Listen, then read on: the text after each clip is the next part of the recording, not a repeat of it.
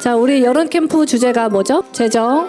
나는 부유한 자인 것에 대해서 설교를 하고 있죠. 자, 다 같이 함께 읽겠습니다. 시작. 나는 청지기입니다. 자, 청지기가 무슨 뜻이에요? 네. 시키는 사람? 청소기 아니에요. 청지기는. 네. 청지기가 뭐예요? 정준이가 이렇게 말했어요. 재물을 관리하는 사람? 이렇게 얘기했어요. 남의 것을 대신 맡아 지키고 관리하는 사람입니다. 자, 누가복음 말씀 같이 큰 소리로 읽겠습니다. 시작. 지극히 작은 것에 충성된 자는 큰 것에도 충성되고 지극히 작은 것에 불의한 자는 큰 것에도 불의하니라.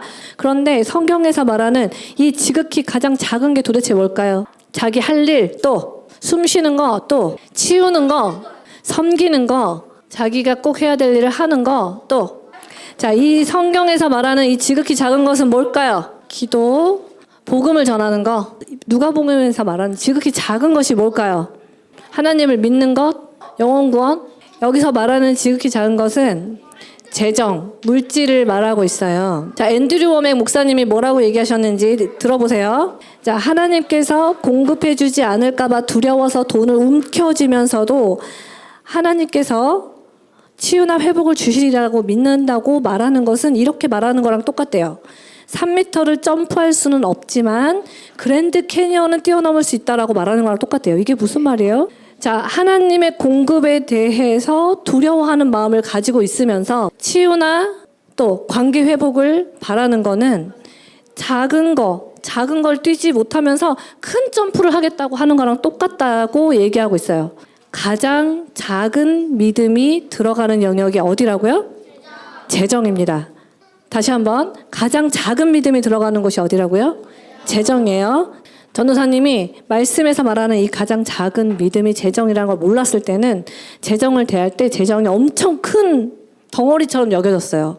근데 엄청 큰 거라고 생각했는데 성경에서 이게 가장 작은 믿음을 쓰는 곳이라는 걸 알고 나서는 그 재정에 대해서 저렇게 점처럼 작게 여겨졌어요. 신기하죠? 그 말씀을 읽자마자 이렇게 여겨졌던 재정이 이렇게 작게 여겨졌어요. 그거는 말씀으로 생각이 그렇죠. 달라졌기 때문이에요. 은율이가 길을 가고 있는데 키가 엄청 큰 형아가 있어. 근데 저 형아가 놀러 와봐. 이렇게 했어. 그럼 은율이 마음이 어떻게 될 것 같아? 약간 조금 이렇게 되겠지? 근데 요 3살짜리 애가 서가지고 형아 일로 와봐. 형아 진짜 나한테 까불었지. 일로 와봐. 자, 그러면 은율이 마음이 어떻겠어? 웃음이 나겠죠?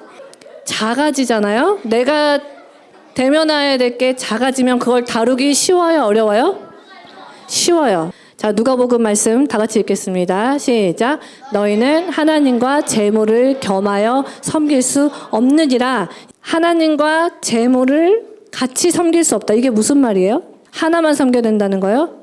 우상을 섬기지 말라. 그 두 가지 함께 할 수 있다고요? 없다고요? 하나님을 신뢰하는데 이게 만약에 믿음이야. 이렇게 돼 있는 믿음이 있는데 하나님을 내가 이만큼은 믿는데 이만큼은 안 믿는 거 있을 수 있어요? 없어요? 하나님을 신뢰하려면 모든 것을 신뢰해야 돼요. 근데 사람들이 돈을 자기가 수고해서 막 벌잖아요. 그러면 그 돈을 가지고 여러분들이 이 말이 무슨 말인지 나중에 알게 될 거야. 내가 막 야근해가지고 돈을 딱 벌어왔어. 그 통장에 우리 채니가 첫 직장에서 아니면 첫 비즈니스를 해가지고 돈을 딱 벌었는데 막 야근해서 코피도 터지고 막 너무 힘들었어. 근데 돈이 딱 들어오면 그 돈이 하나님으로부터 온 게 아니라 마치 누구로 인해서 이 돈이 온 것만 같을까? 민서가 이렇게 얘기했어요. 갑자기 모든 공급은 하나님으로부터 오고 내 호흡과 생명의 주인은 하나님이라고 말하는데 돈이 통장에 땡 들어오면 갑자기 그 돈이 누가 이룬 것 같아요? 내가 올라가기 시작하는 순간 하나님이 이렇게 있던 게 갑자기 누구를 신뢰하게 돼요? 나를 신뢰하게 돼요. 눈에 보이는 돈에 대해 하나님을 신뢰하면 눈에 보이지 않는 것들에 대해서도 신뢰할 수 있습니다. 자, 다 같이 읽겠습니다. 시작. 사람은 외모를 보지만 나 여호와는 중심을 보느니라. 자, 이 얘기는 뭐냐면요. 앞에서 내가 그럴싸해 보이는 게 중요한 게 아니라 하나님은 그 사람의 마음속에 있는 뿌리까지 꿰뚫어 보신다는 얘기예요. 이 돈에 관한 이야기를 말하는 게 아니라 그 돈을 대하는 태도에 관한 이야기입니다. 자, 하나님과 5억이 있어.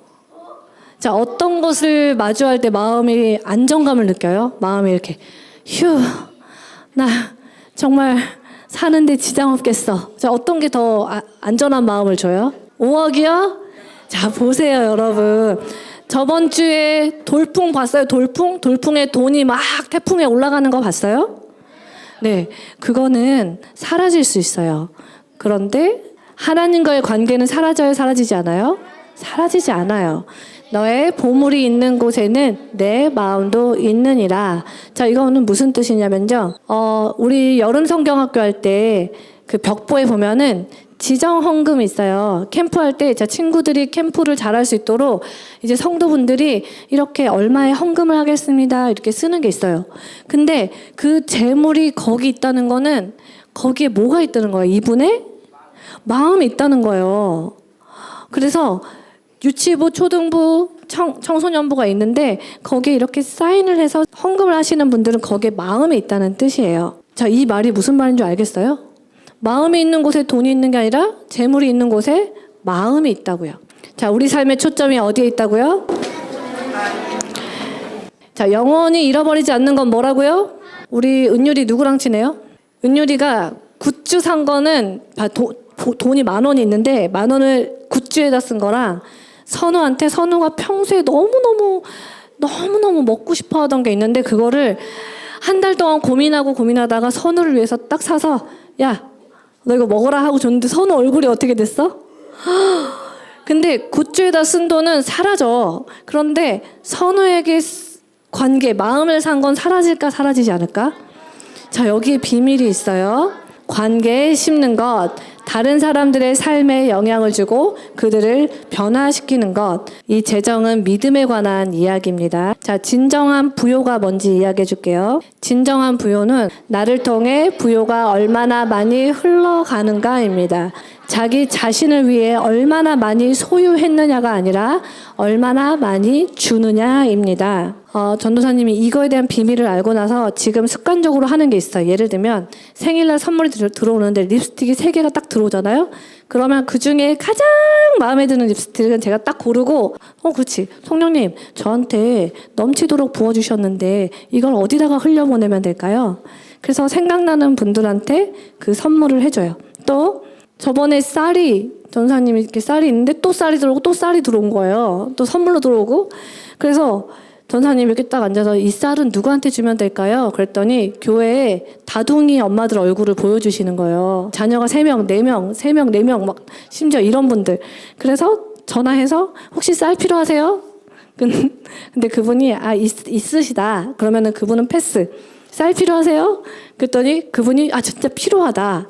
심지어 오늘도 쌀 한 포대를 싣고 왔어요. 다둥이 엄마한테 드리려고. 나한테 넘치도록 부어주는 데는 이유가 있어요. 그래서 잘 듣고 그거를 흘려보내는 거예요. 자, 그래서 이 진정한 부요는요, 모든 선한 일을 넘치게 할 수 있는 능력이에요. 자, 자기중심적인 삶은요, 물을 자기한테 부어서 자기만 생각하는 삶인데 그 영향력은 나 자신에서 끝나요. 하나님이 능히 모든 은혜를 너희에게 넘치게 하시느니 이는 너희로 모든 착한 일을 넘치게 하려 하심이라.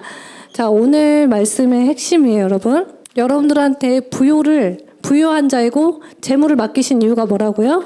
다른 사람을 도우려고 하는 거예요. 야, 나눠주면 네 거 없어지잖아. 다른 사람 성공시키는 데 집중하면 네 성공은 언제 하니? 근데 성령님이 어떤 그림을 하나 보여줬는데 예를 들어서 이 꽃에다가 물을 줘요? 근데 내가 통로로 그 호수로 쓰잖아요. 그럼 그 물이 누구를 지나가겠어요? 나를 지나가잖아요. 그러니까 나는 다른 사람 도우려고 이렇게 물을 뿌리는데 내 거 할 때는 요만한 구멍에 빨대로 하다가 다른 사람 도울 때는 많이 도와주고 싶은 우리가 그렇게 만들어졌기 때문에 많이 도와주고 싶거든요. 다른 사람을 성공시키려고 하다 보면 내 성공은 맞아요. 저절로 있어요. 저절로. 근데 내가 내 중심으로 살면 요만한 인생을 사는데 다른 사람 성공시키려고 사는 삶은 맞아요. 시연이가 이렇게 얘기해. 이봐 그래서 왜냐면 다른 사람을 도울 때 성령님이 뭘 주죠? 선물을 줘요. 은사를 줘요. 선물도 주고 은사도 주고 능력 함께 오거든요. 그래서 내가 나 중심으로 살 때 쓰는 능력이 1이면 다른 사람 성공시키려고 쓸 때 쓰는 능력은 만이에요. 만. 나는 청지기. 우리 한번 고백하고 마치도록 하겠습니다. 나는 하나님 재물의 청지기입니다.